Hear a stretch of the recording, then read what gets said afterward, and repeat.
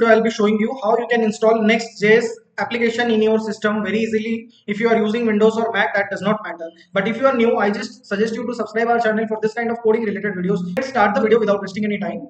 So go to Google and search Node.js download. Then it will show the first link. You can click over the first link. So then it will show this LTS version. You can click on the download option to download this. Once this is downloaded in your system, then you can easily install Next.js project in your system. What you need to do is to open a folder where you can create the project. So I'll create my new project here.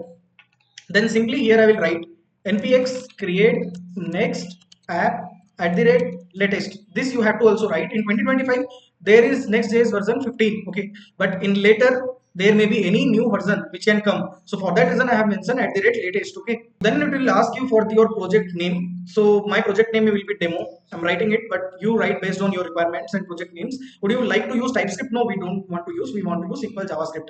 Then it asks me to use ESLint. ESLint is a kind of a validation. When you are writing the code, it provides you validation. I want it. It asks me you want to use external CSS like Tailwind CSS, where we will get a lot of classes already made by some developers. We'll use that, okay? Or we have to use our own CSS that we can decide. I'll use Tailwind CSS.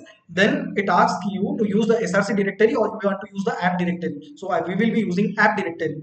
Then it asks and recommends us to use app router. There are two kinds of router as of now till date, but in future they may release more. There are two types, that is app router, one is the pages router. So app router is recently developed in Next.js version 13. So I would suggest you to use app router. Then it asks you for turbo pack. Turbo pack means it is a kind of a builder. When you are running your application, it loads and compiles your code complete fast, okay. For that it is turbo pack is required. You can click on yes. Then custom alias, you can click on no, that is not required, means for my project.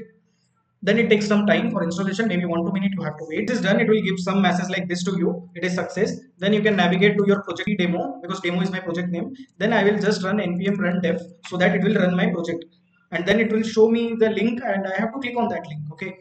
Just control and click on that link. If you are using Mac, command and just click on this. Our next application is running here in localhost 3000. So if you have any doubt, you can write in the comment section. I'll surely help you. That's all for today, guys. Thank you for watching.